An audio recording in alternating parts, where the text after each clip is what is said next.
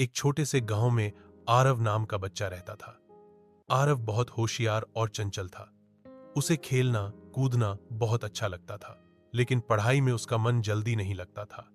उसके माता पिता चाहते थे कि वह मेहनत करे और आगे चलकर बड़ा आदमी बने। एक दिन उसकी मां ने उसे समझाया, बेटा, जैसे मजबूत घर के लिए नींव मजबूत होनी चाहिए, वैसे ही अच्छे भविष्य के लिए पढ़ाई की शुरुआत मजबूत होनी चाहिए। पहली से 5वीं तक की पढ़ाई ही तुम्हारी नींव है। कक्षा 1 और 2 की शुरुआत। आरव जब पहली कक्षा में गया तो उसने अक्षर पहचानना, गिनती करना और कविताएं सीखना शुरू किया। उसकी अध्यापिका उसे खेल खेल में पढ़ाती थी, कभी कहानी सुनाकर तो कभी चित्र दिखाकर। इस तरह आरव धीरे धीरे पढ़ाई में रुचि लेने लगा। उसने सीखा कि पढ़ाई की शुरुआत समय पर उठने और रोज थोड़ा थोड़ा अभ्यास करने से होती है। कक्षा 3 और 4 का अनुभव। अब आरव तीसरी और चौथी कक्षा में पहुंचा।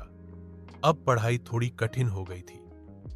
उसे केवल याद करना ही नहीं, बल्कि समझना भी जरूरी हो गया। वह रोज होमवर्क करता और अगर कोई बात समझ में नहीं आती तो अपने शिक्षक से सवाल पूछता। उसके पिता हमेशा कहते, बेटा, मेहनत से ही सफलता मिलती है। जैसे किसान खेत तैयार करता है, वैसे ही छात्र को अपना मन और दिमाग तैयार करना चाहिए। आरव ने यह बात गांठ बांध ली और रोज अभ्यास करने लगा। कक्षा 5 और जिम्मेदारी। 5वीं कक्षा में आते आते आरव और समझदार हो गया। अब वह न केवल खुद पढ़ता, बल्कि अपने छोटे भाई बहनों को भी पढ़ाने लगा।